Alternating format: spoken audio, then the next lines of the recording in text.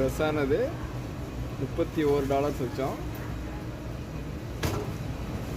வெட்டி க்ளீன் பண்ணி அடிச்சுன்னு இருக்க வேண்டியது தானேங்க. காசாக சம்பாதிக்கிறது சாப்பிட்றது தானே, என்ன சொல்கிறீங்க?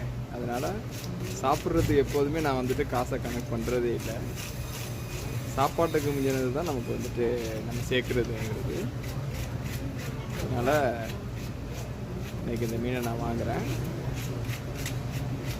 க்ளீன் ஆகுது. இங்கே வந்து பல ரக மீனுங்க இருக்கும். ஆனால் கலர் மீனாக இருக்குது பாருங்கள். இது என்ன மீன் கண்டுபிடிச்சி சொல்லுங்கள். வலை மீனுன்னு சொல்லுவாங்க. வலை மீன்லேயே வந்துட்டு வித்தியாச மீனுங்க. அப்படி பார்த்தா இது எல்லாருக்கும் தெரிஞ்ச வவ்வா மீனுங்கிற எல்லாருக்கும் தெரியும். ஆனால் கனடாவில் வந்துட்டு கோல்டன் வவ்வான்னு சொல்லுவாங்க. இந்த கோல்டன் கலர் வவ்வா அந்த மீன் இது ரொம்ப நல்லா டேஸ்ட்டாக இருக்கும். இந்த வவ்வா தான் கொஞ்சம் ஃப்ரெஷ்ஷாக கிடைக்கும். ஊர் வவ்வா வந்துட்டு இங்கே வரும் சைனீஸ் மார்க்கெட்டுக்கு. அவ்வளோ ஃப்ரெஷ்ஷாக இருக்காது. ஆனால் இது ரொம்ப ஃப்ரெஷ்ஷான மீனாக இருக்கும்.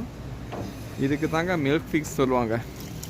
மில்க் ஃபிஷ் இது டேஸ்ட்டு நல்லாயிருக்கும். எப்படி இருக்குன்னு சொன்னால் இது காளை மீன் டேஸ்ட்டு அளவுக்கு வரும். ஆனால் காளை மீன் கிடையாது. அந்த மீனுடைய டேஸ்ட்டு இந்த மீனில் கிடைக்கும்.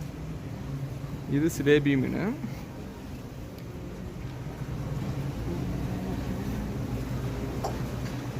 நம்ம மீனை வெட்டி க்ளீன் பண்ணுறாங்க.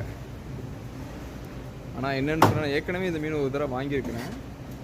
வாங்கி வெட்டினாலும் ஆட்டு இறைச்சியை ஆடு வெட்டும் போது எல்லாம் பார்ப்பாங்க. ஆட்டு இறைச்சியுடைய இறைச்சி வெட்டி உடனே ஃப்ரெஷ்ஷாக வெட்டும் போது எப்படி துடிச்சிக்கிட்டு இருக்குமோ அதே மாதிரி இந்த மீனுடைய சதையும் துடிச்சிக்கிட்டே இருக்கும். அதை நான் கண்ணால் பார்த்துருக்குறேன்.